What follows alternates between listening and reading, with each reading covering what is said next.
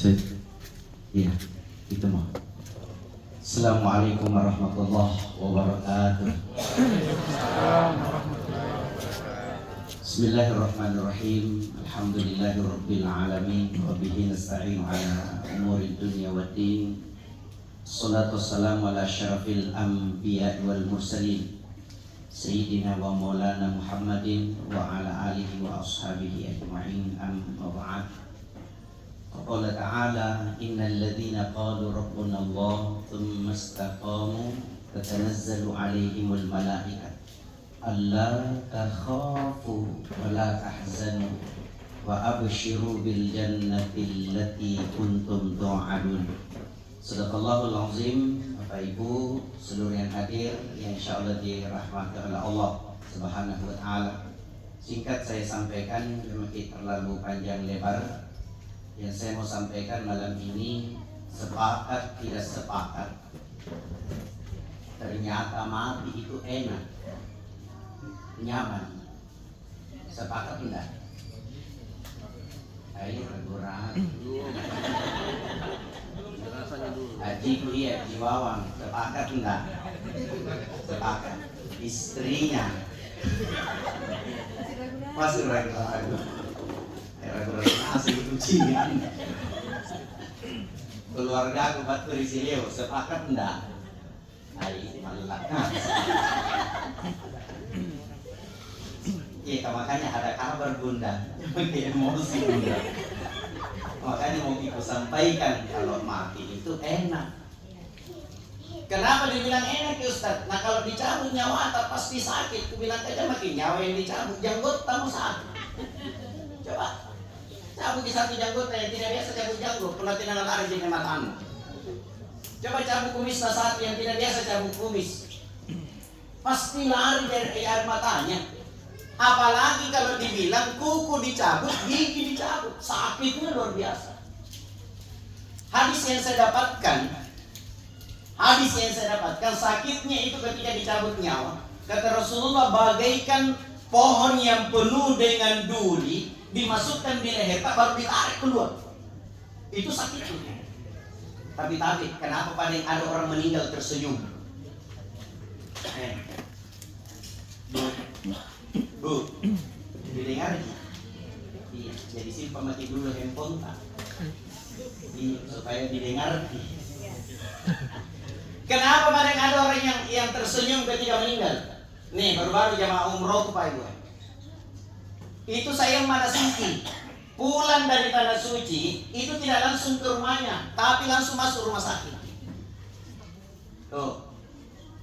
Meninggal di rumah sakit baru sampai ke rumahnya, dibawa ke rumahnya. Itu waktu meninggal tersenyum. Kenapa tersenyum? Itu mungkin yang tidak ditahu itu kiai yang ada di Maros. Ini Bapak ya, Freddy Budiman. Kenal? Kenalan di mana sama Arab? Lagi yang benar tuh. Terus ini kan dikenal. Curiga makin ini Pak Haji kawan. Selalu sama-sama umroh dengan beliau, insyaallah dengan istrinya. Freddy Budiman, geng narkoba terbesar. Kan bukan cuma di Indonesia dikenal, Asia kenal, bahkan dunia kenal.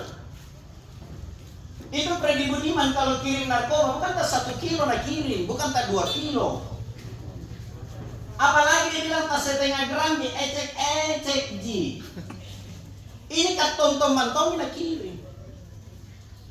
Bayangkan malam sebelum dieksekusi masih sempat khatam Quran 14 kali. Padahal di dalam penjara masuk Islam dan di dalam penjara kau bisa baca Quran. Coba. Malam sebelum dieksekusi ditanya, Freddy Budiman, apa permintaan terakhirmu? Dia bilang, berikan kesempatan kepada aku untuk mengucapkan 2 kalimat syahadat. Yang kedua, yang tutup ke mata aku pada saat dieksekusi. Dia bilang, kenapa? Dia bilang, mau dilihat dosa-dosaku terhadap Indonesia. Begitu dia dieksekusi tersenyum. Padahal kalau dipikir sakitnya itu ketika dicabut terus, berhadapan lagi dengan peluru. Kenapa dia masih tersenyum? Kenapa aku tahu ini masalah? Karena 1 bulan. Lah apa nih?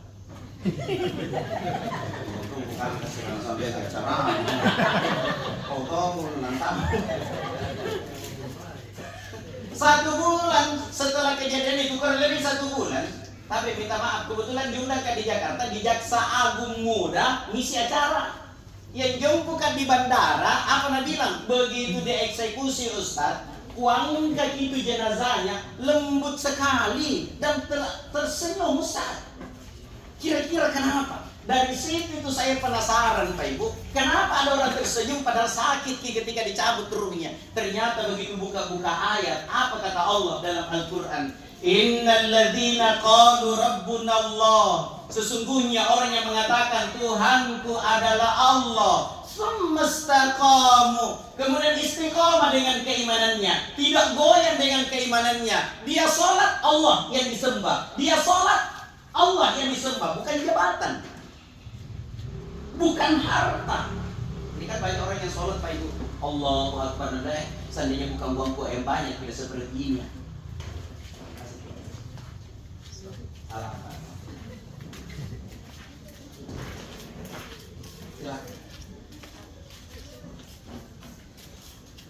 Yang jadi pertanyaan, sampai di mana bicara aku?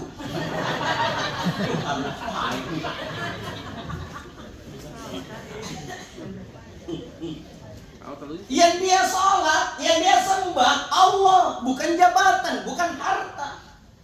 Kalau istiqomah keimanan kita, tatanazzalu alaihimul malaikat. Malaikat turun. Nabi Ziki Pak Haji Haidar, Pak Haji Haidar, la takhaf, jangan takut, wala tahzanu, dan janganlah bersedih hati, wa absyiru bil jannah. Dikasih kabar gembira sorga. Siapa yang tidak bahagia? Ini mau bawa di telepon ke sini Ustaz, ceramah gitu dulu di alumni Mas. Kenapa itu Ustaz? Sudah begitu belikan iPhone. Ini contoh. Kira-kira baru kabar ku dengar bilang iPhone. Mana banjir di Palangga kompak pun gimana? Ini itu taran.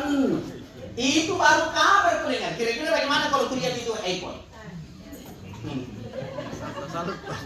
Amin ya Rabbal alamin.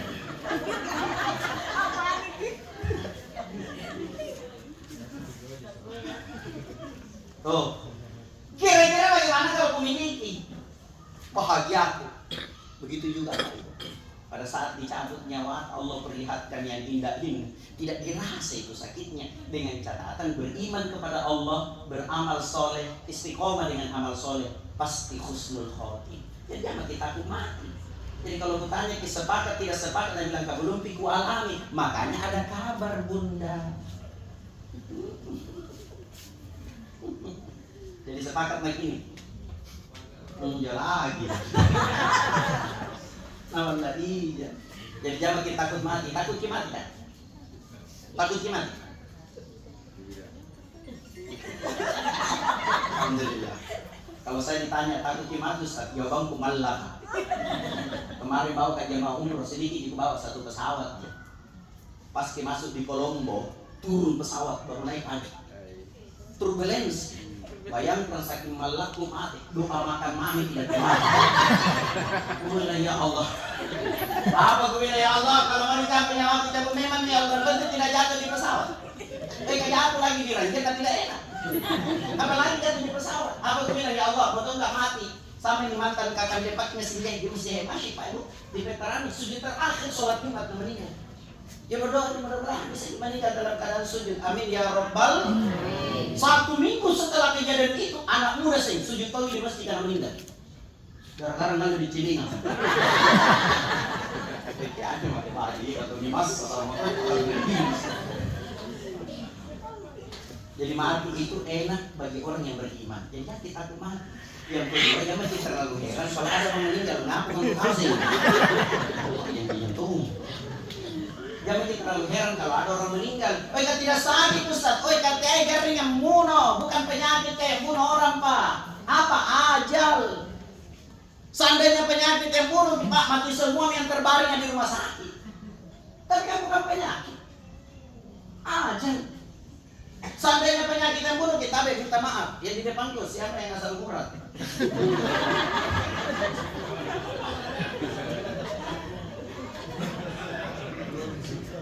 yang asam lambung. Seandainya penyakit yang punya mati nih, asam urat mati nih, yang kolesterol mati nih, yang apa? Biar setengah mati ki sakit. Nih mertua aku pak gue.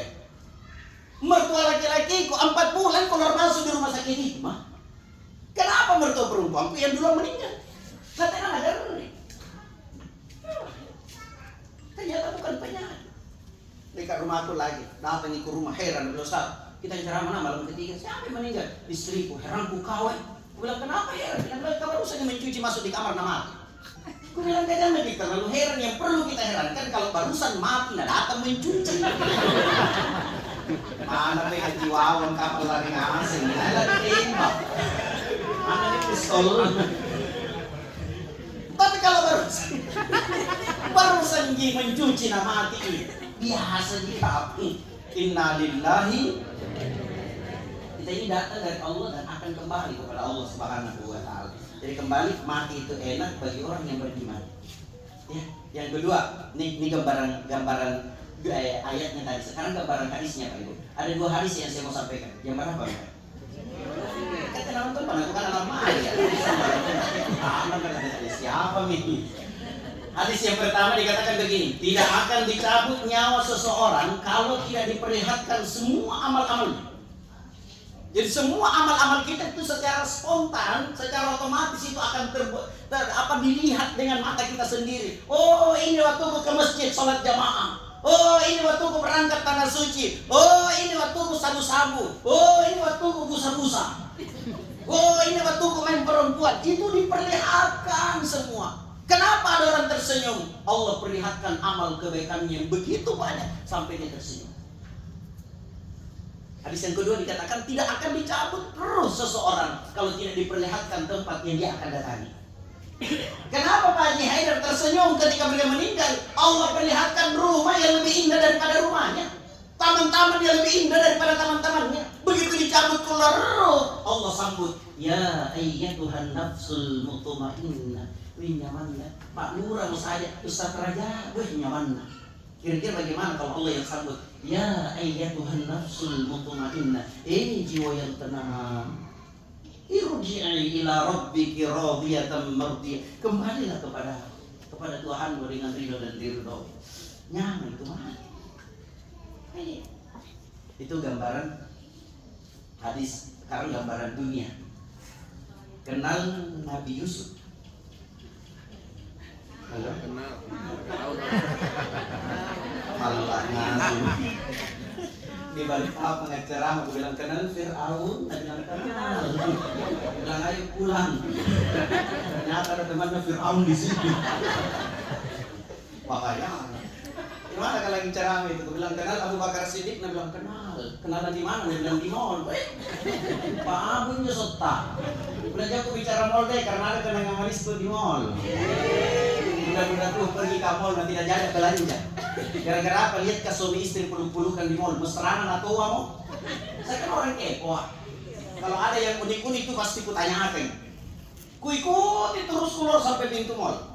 Kutanya ke Pak, apa resepnya? Kenapa mesra sekali? Dia langsung ada janjian. Siapa yang mesra? Gue bilang kita itu ada orang masih peluk-peluk karena deh bukan orang mesra ini. Gue peluk istriku karena kapal lepas lambaran dan belanja. Habis uangku di ATM, ini karena berani pampidokan ya. Tahu berani pampidokan? Orang Makassar bilang, orang Bugis bilang suami seke. Suami yang tidak mau kasih uang belanja istrinya, nah sembunyi kalau ada uangnya. Bu, ada kan suami-suami begitu di sini. Ajiku, apa memang? Enaknya kesana jual kan dua.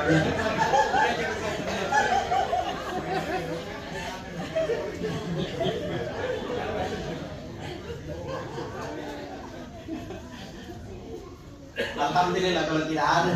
Tapi pada zaman Rasulullah ada. Istrinya Abu Sofyan datang mengadu kepada Rasulullah. Ya Rasulullah, suamiku pelit, tidak mau kasih uang belanja dan sembunyi kalau ada uangku, ada uangnya. Apa kalau saya ambil uangnya tanpa sepengetahuan, dosa apa tidak? Rasulullah mengatakan tidak dosa, yang penting ambil secukupnya. Kayak yang sini Pak Bizera. Pertengkaran jadi suami termasuk di WC, pares serumpi. Ada 1 juta ambil pakai 100.000. beli ikan katambak, bakar rica-rica, hidangkan di meja. Begitu suami tak datang pasti dia bilang, wih deh, nyaman na masakan istriku. Bilang tuh makin nyaman nantol itu pernah hidup. Mau kok.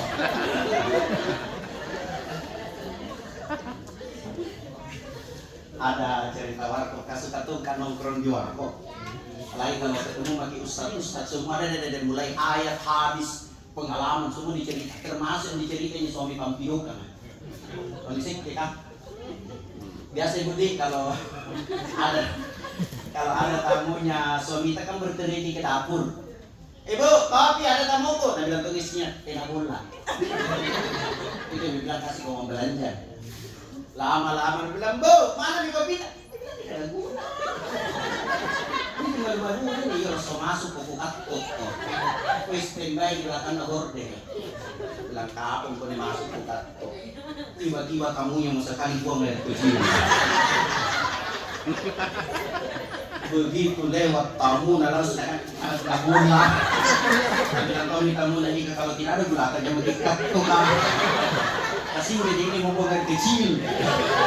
Salah kacau. Astagfirullahaladzim. Jadi kenal kini Nabi Yusuf.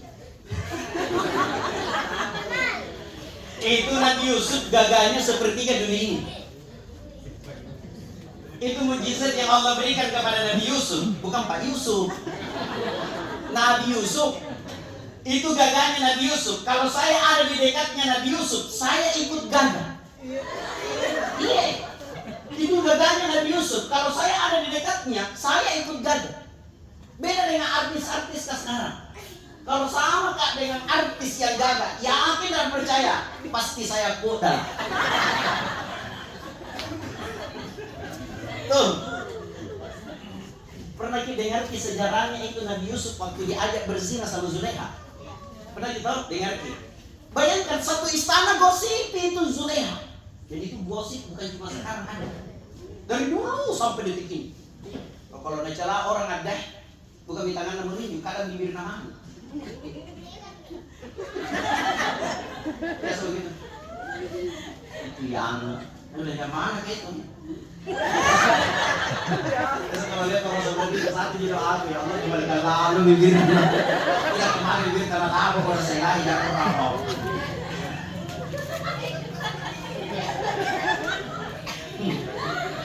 Sambaran nak cerita dia tetanggaan nak cerita semua. Maksudku saya mau cerita itu tetanggaan, keluarga yang paling dekat itu tetangga.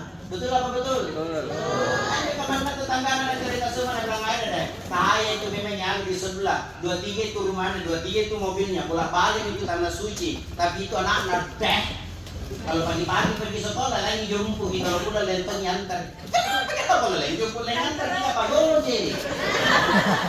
Kan kamu dong pacarnya. Kenapa kalau pacarnya? Masalah buat lo. Kalau aku anakku saya tidak ada yang jumpu-jumpu. Siapa yang jumpu kan? Anak kalau baru TK. Tapi kalau SMA anakku tapi tidak ada yang jumpu-jumpu. Kok lagi kawan anak? Sampai minta maaf.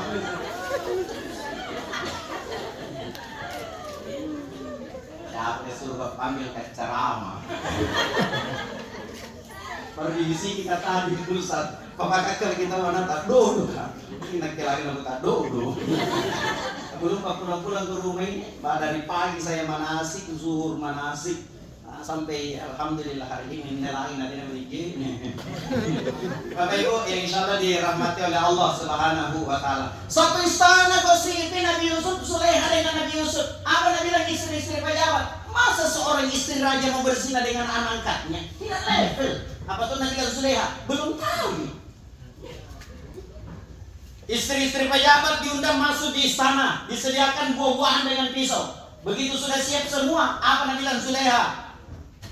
Pak Gosip, ini bahasaku. Ngasih Pak Gosip. Ibu-ibu, iris buah-buahan tak. Begitu nak iris buah-buahannya, apalagi Nabi bilang Zulekha, Yusuf lewat. Nabi bilang lewat. Lewat maka Nabi bilang apa? Aku bilang, ya kok ngomong lewat apa saja. Begitu Nabi Yusuf lewat, matanya semua Pak Gosip tertuju kepada Nabi Yusuf yang gagahnya sepertiga dunia. Ada yang mengatakan nah iris mi tangannya, ada yang mengatakan nah potong mi tangannya, nah tidak rasa. Kenapa tidak rasa? Lihat orang gagah. Begitu juga pada saat dicabut ruh kata ibu, Allah perlihatkan yang indah-indah, yang gagah-gagah, sampai tidak dirasa sakitnya ibu, karena lebih indah, lebih cantik, lebih gagah yang kita akan datangi ketimbang sakitnya dicabut ruh. Kemarin Ustadz Adi Hidayat ngomong seperti ini, orang beriman meninggal dicabut ruhnya bagaikan rambut yang ada di adonan tepung, dicabut keluar tidak terasa. Di hadis yang kedua, sakitnya orang beriman dicabut ruhnya itu bagaikan gigitan semut, tidak terasa. Jadi yang kita kumat, aku semua kumat masih ya, ya lagi masih ada jangan-jangan. Bapak Ibu yang insya Allah dirahmati oleh Allah Subhanahu wa Ta'ala. Nah, kita bahas masalah kuburan. Sudah kita bahas kapan Ustaz malam pertama dulu masalah kuburan ini? Belum ya? Belum. Nah, ternyata itu kuburan tiap hari itu teriak-teriak sama kita yang hidup. Apa nanti lagi itu kuburan sama kita ya? Bahkan di hadis itu ada 2 hadis ini yang saya dapat. Hadis yang pertama dikatakan kuburan itu 5 kali dalam 1 hari teriak kepada kita. Ada yang mengatakan 7 kali dalam 1 hari teriak sama kita. Apa Nabi bilang kuburan? Penghuni dunia, ingat ana baitul wahda. Saya ini rumah kesendirian. Kalau kesini kau nanti masih sendiri, kau tidak ada temanmu.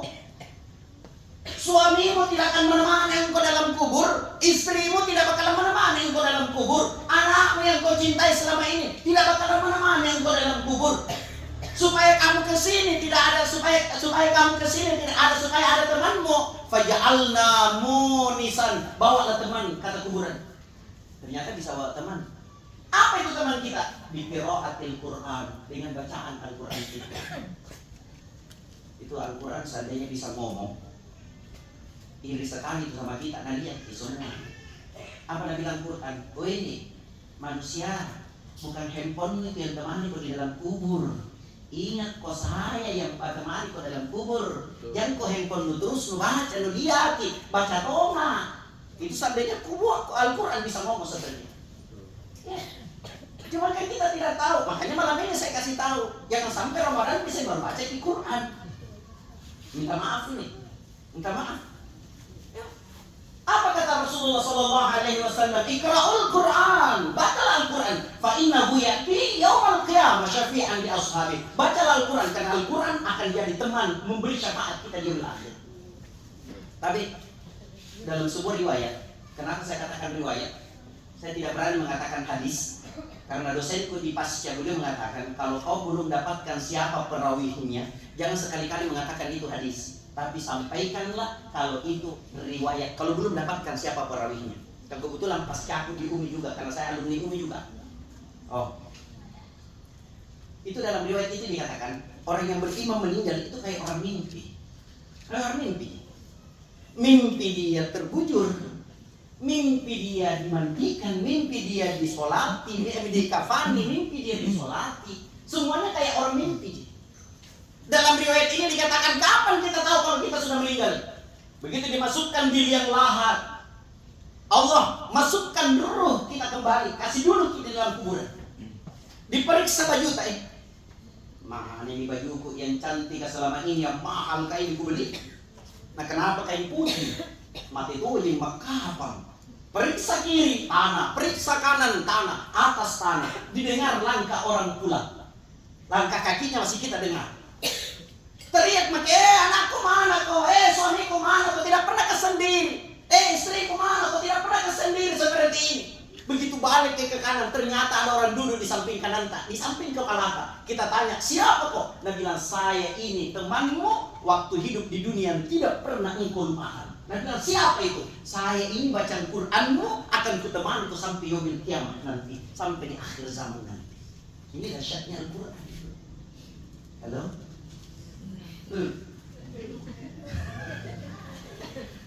Ayo kita baca Quran. Ini dahsyatnya Al-Quran. Nih, ada yang tadi baca Quran tadi, ada yang tadi baca Quran. Kenapa diam semua?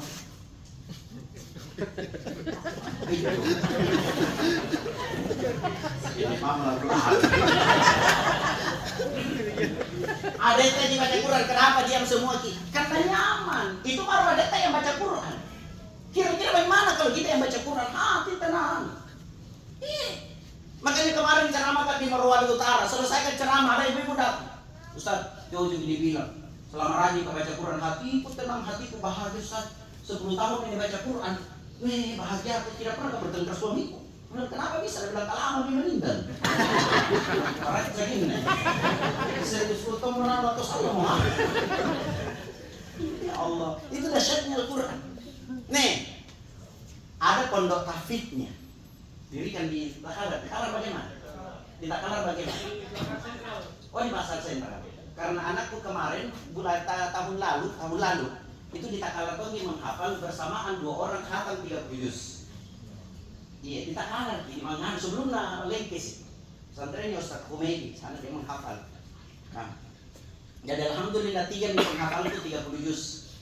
Yang satu mami ini, yang keempat perempuan umur 6 tahun. Ini kalau 8 tahun.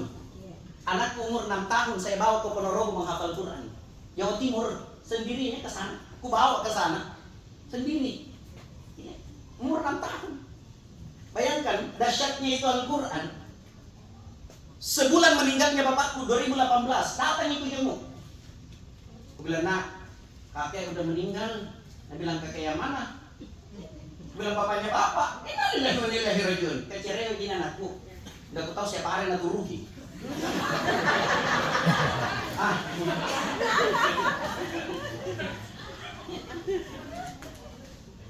Aku bilang bapaknya bapak, innalillahi wa inna ilaihi raji'un. Kapan Pak? Saya bilang bulan lalu. Nah, kok nggak dikabarin?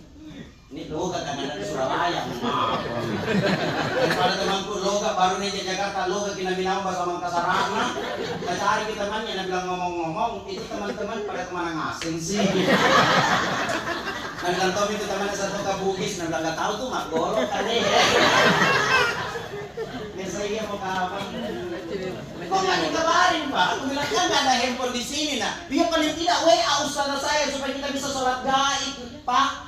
Menangis terlalu lama menangis, ambil tisu nalap air matanya mamanya, nalap air mataku. Apa dia bilang? Tenang Pak, biar saya masukkan kakek dalam surga. Kok bisa? Kok mau seperti itu? Jawabannya, ustazah saya ngomong begini loh kemarin. Siapa yang anaknya penghafal Quran ikhlas karena Allah, 7 keturunan dijamin masuk ke dalam surga. Aku bilang jadi kalau ada keluarga yang tidak masuk dalam surga, dia bilang keturunan ke-8 itu.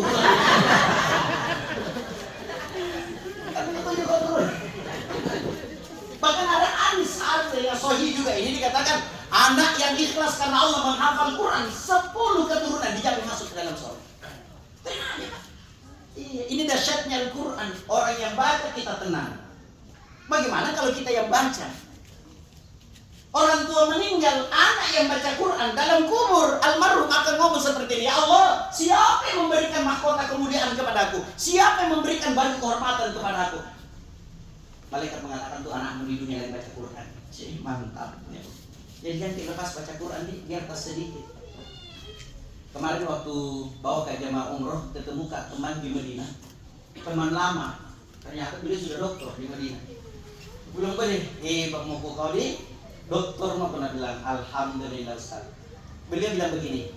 Orang yang baca Quran itu adalah orang yang dialog dengan Allah, orang yang bercakap dengan Allah, orang yang ngobrol dengan Allah. Kalau Allah menginginkan hari ini kita ngobrol, kita dialog dengannya, Allah bukakan hati kita untuk baca Quran. Tuh kata Ustaz saya.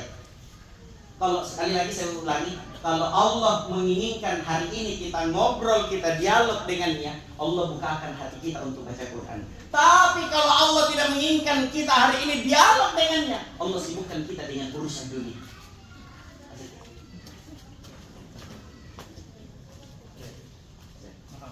Iya, mau mati pulang. Minta maaf. Berapa?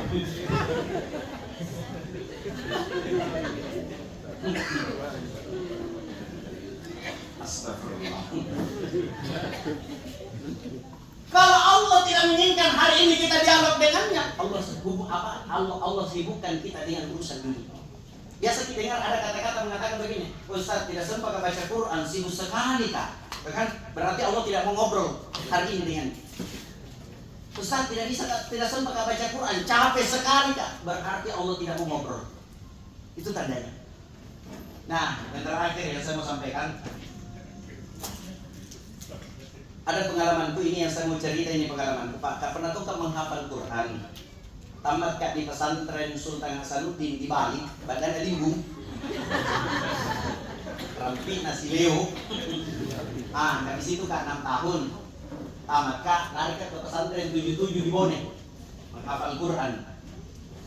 Singkat cerita, 2004 saya khutbah Jumat di salah satu masjid di Makassar. Saya lagi yang imam. Selesai Jumatan, ternyata di belakangku ada wali kota, tapi bukan wali kota Makassar. Datang ajudannya sama saya. Ustaz, ada Pak Wali Kota ini, minta nomor telepon tak. Ini pikiranku, saya mau anak panggil ceramah. Ternyata anak panggil ke Imam Ramadan di masjid. Singkat cerita, saya selesaikan imam masjid selama sebulan penuh. 4 hari sebelum memasuki Ramadan, saya standby di situ. Ternyata pemerintah setempat mengatakan mau diadakan pelebaran jalan. Diadakan pelebaran jalan. Tembok kena, dibongkar temboknya, dibangunkan, dibayar. Kalau ada pohon yang kena, ditebang, dibayar. Tiba-tiba ada kuburan yang kena pelebaran jalan.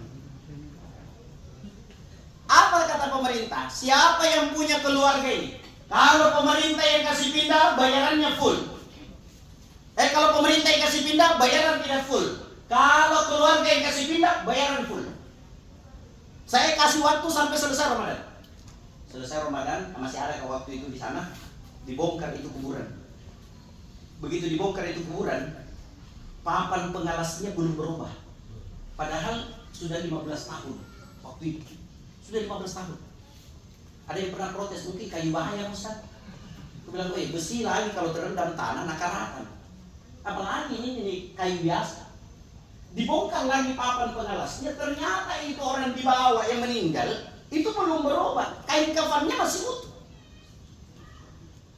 Sedikit mami sontekan, sobek itu kain kafan. Dibongkar lagi kain kafannya, ternyata kulitnya masih ada, masih utuh, tulang-tulangnya masih utuh. Wih, penasaran. Aku tanya ke anak-anaknya, Bapak Haji, Pak Haji, amalan apa ini lakukan Bapak Haji waktu hidup? Apa jawabannya? Sepengetahuanku ini ayahanda, aku tidak pernah lepas baca Qurannya. Itu Quran selalu di kantongnya. Dan setiap ada waktu kosong pasti baca Quran. Beliau ini seorang guru. Menurut teman-teman mengajarnya itu, kalau tidak ada jam pelajarannya itu baca Quran. Kalau ada jam pelajarannya, masuk di mengajar seperti biasa. Sementara baca Quran ada yang ngajak ngobrol, bicara, nah simpen Qurannya baru ngobrol seperti biasa. Dalam hatiku, masa sih cuma baca Quran tidak dimakan cacing? Masa sih cuma baca Quran tidak dimakan tanah? 2 tahun pencarianku. Ku cari.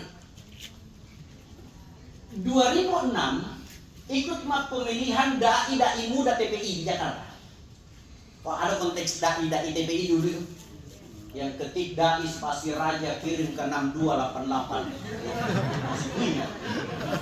Kalau KDI, ketik KDI spasi sapar, spasi city, kirim ke 6288. Api Akademi Pelawak, itu termasuk Rina Nose dengan Sule. Seletingnya itu 2006, bahkan satu komplek waktu itu. Saya 6 bulan di karantina. Ustadz-ustadz yang masuk mengajar itu ada Ustadz-ustadz kondang, almarhum Kiai Haji Zainuddin Zaid, Aagin, Ustadz Arifin Hilang, Ustadz Yusuf Mansur, gurunya Ustadz Adi Hidayat yang bilang nomor halaman sekian, nomor sekian, baris sekian, itu nah hafal, itu gurunya ngajar. Makanya tidak heran waktu muncul Ustadz Adi Hidayat ada, sampaikan seperti itu, aku bilang, oh sudah mana aja guruna, saya mami yang bodoh. Setiap ada ustadz, ketika bulan nggak di karantina, setiap ada ustadz yang masuk mengajar, pasti saya tanya, Ustadz, boleh nanya enggak?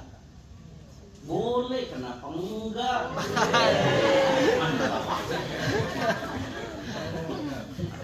Ada enggak orang yang ketika meninggal tidak dimakan cacing dalam kubur? Apa jawabannya? Banyak. Siapa Ustaz? Jasadnya para nabi dan rasul dan dimakan cacing tanah. Saya bilang, jangankan cacing tanah, api neraka saja diharamkan. Yang kedua Ustaz, dia bilang, jasadnya para syuhada itu tidak bakalan dimakan tanah, dimakan cacing. Gue bilang, terus siapa lagi? Ibu-ibu yang beriman melahirkan, mempertaruhkan nyawanya untuk buah hatinya sampai dia meninggal, itu tidak bakalan dimakan tanah, tidak dimakan cacing. Tapi orang Sileo mengatakan, kalau orang yang meninggal karena melahirkan, nikahna kuntilanak. Padahal orang mati baik, mati di jalan Allah, itu tidak akan dimakan tanah, tidak dimakan cacing. Ku bilang, siapa lagi Ustaz? Dia bilang, orang yang pencinta Quran, pembaca Al-Quran, penghafal Quran, tidak bakalan dimakan tanah, tidak dimakan cacing. Saya bilang, kok bisa Ustaz? Cuma pencinta, pembaca, penghafal Quran tidak dimakan tanah. Apa jawabannya? Penghafal, pencinta Al-Quran, pembaca Al-Quran itu bukan pegawainya Pak Wali Kota, bukan pegawainya Pak Gubernur, bukan pegawainya Presiden, tapi pegawainya Allah Subhanahu wa Ta'ala. Ajudannya saja Pak Wali Kota tidak ada yang berani colet-colet, apalagi pegawainya Allah Subhanahu wa Ta'ala. Masya Allah, masuk di akalku ini tahu. Pegawainya Allah. Bahkan ada hadis diriwayatkan oleh Imam Bukhari, dikatakan, man qara'a al-Qur'an fastazharahu wa ahalla halalahu wa harrama haramahu adkhalahul jannah. Siapa yang membaca Al-Qur'an, dia memahami, mencintai Al-Qur'an, menghalalkan yang halal, mengharamkan yang haram, akan dimasukkan ke dalam surganya Allah Subhanahu wa Ta'ala. Ini Bu.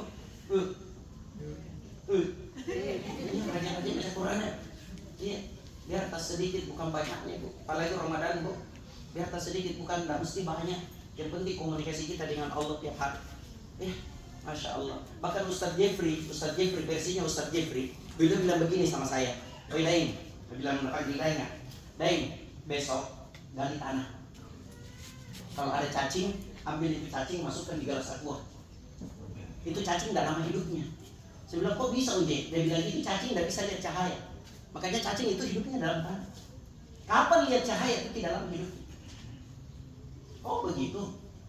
Orang yang rajin baca Quran, penghafal Quran, pencinta Al-Quran, begitu dia meninggal, dimasukkan di liang lahat. Allah masukkan cahaya yang lebih terang daripada sinar matahari. Ular kalajengking cacing tidak bakalan mendekat, karena dia anggap cahaya yang Allah berikan itu adalah api. Makanya tidak ada yang mau mendekat.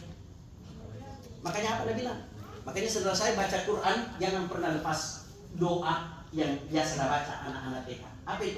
Allahumma rahamna bil Quran. Ya Allah, rahmati saya dengan bacaan Quranku ini. Waj'alhu lana imamaw wa nura wa hudan wa rahmah. Ya Allah, jadikan Al-Quran pedomanku, pemimpinku, anuran. Berikan cahaya Allah.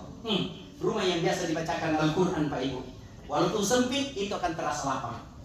Tapi rumah yang tidak pernah dibacakan Al-Quran di dalamnya, walaupun besar, fasilitasnya wow, tapi kalau masih ada kata-kata yang mengatakan begini, pergi refreshing deh, gerahku tinggal di rumah, tidak enakku tinggal di rumah, perlu dipertanyakan rumahnya. Jangan sampai rumahnya tidak pernah dibacakan Al-Quran. Makanya Rasulullah mengatakan, jangan jadikan rumahmu sebagai kuburan. Kenapa? Tidak pernah baca Quran, tidak pernah tahu dipakai sholat sunnah, sholat duha, sholat tahajud.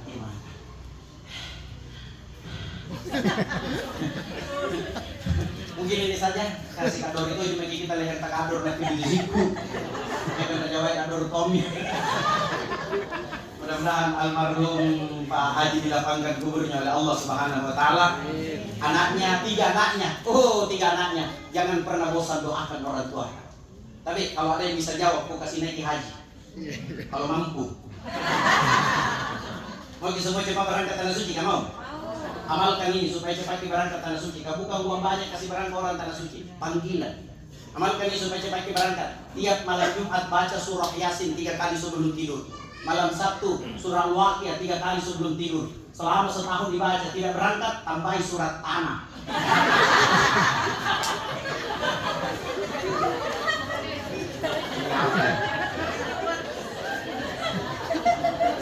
Itu aja, tapi bukan uang banyak kasih berangkat, panggilan. Ini jamaah gue. Bayangkan mau menghukum orang di Harapan, dia ditelepon sama bosnya di Jakarta, kamu harus pulang. Pulang dia, Pak.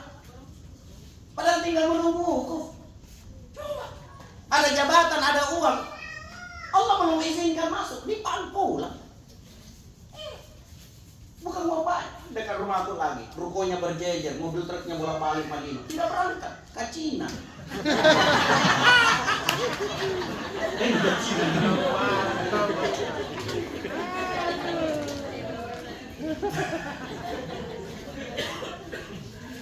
Yang temukan air Zam-Zam, kemarin saya baca khotbah di sini di Al-Kautsar. Saya bilang yang temukan air Zam-Zam itu Nabi Ismail kecil.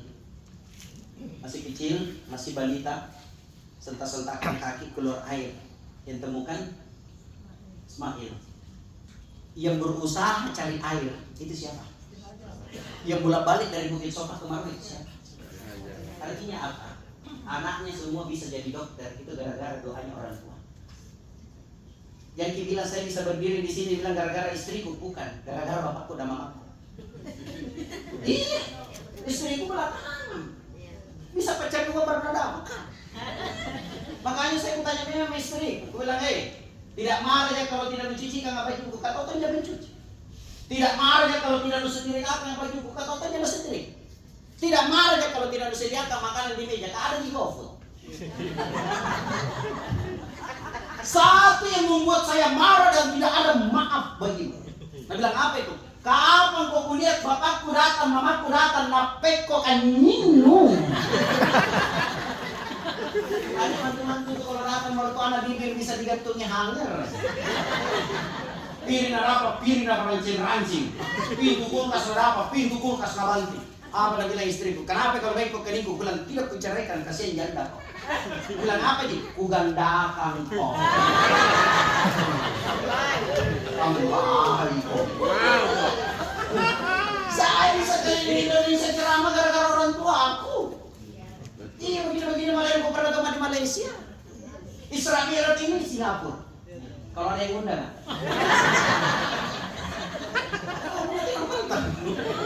Ingat anak-anaknya jangan pernah bosan doakan orang tua karena kita bisa sukses, kita bisa hebat gara-gara orang tua. Kita sama-sama sebelum kita berdoa kita awali dengan sama-sama membaca umul kitab Al-Fatihah. A'udzubillahi minasyaitonir rajim. Bismillahirrahmanirrahim. Alhamdulillahirabbil alamin arrahmanir rahim maliki yaumiddin. Iyyaka na'budu wa iyyaka nasta'in. Ihdinas siratal mustaqim. Siratal ladzina an'amta 'alaihim ghairil maghdubi 'alaihim waladdallin. Amin. Allahumma ighfir lahu. Allahumma ighfir lahu warhamhu wa'afihi wa'fu 'anhu. Allahumma ighfir lana wa liwalidayna warhamhuma kama rabbayana shighara. ولجميع المسلمين والمسلمات والمؤمنين والمؤمنات الأحياء منهم والأموات ربنا آتنا في الدنيا حسنة وفي الآخرة حسنة وقنا عذاب النار وصلى الله على سيدنا محمد والحمد لله رب العالمين آمين يا رب العالمين. Mohon maaf. Assalamualaikum warahmatullahi wabarakatuh.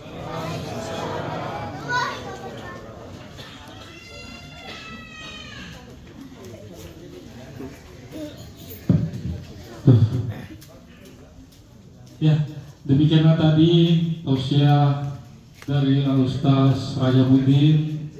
Sungguh sangat menghibur bagi kita semua ya. Ceramah yang berisi tapi dibawakan dengan ceria dan canda tawa. Syukur Ustaz, jazakallah khairan. Untuk selanjutnya kami dari pihak keluarga menyampaikan yang pertama yaitu di kesempatan yang terakhir ini di malam ketiga ini, apabila selama hidupnya almarhum ada kehilafan, kesalahan baik perkataan, perbuatan yang kiranya menyinggung perasaan, hati kepada semua yang berinteraksi dengan beliau, mohon kiranya dihaturkan maaf dan kami dari pihak keluarga mengucapkan maaf dari hati yang paling dalam. Yang kedua, jika sekiranya ada hutang piutang, janji, amanah, wasiat, mohon kiranya disampaikan kepada kami pihak keluarga. Mungkin itu yang bisa kami sampaikan. Demikianlah rangkaian acara takziah malam ketiga hari ini. Lebih kurangnya mohon dimaafkan. Wabillahi taufiq wal hidayah. Assalamualaikum warahmatullahi wabarakatuh.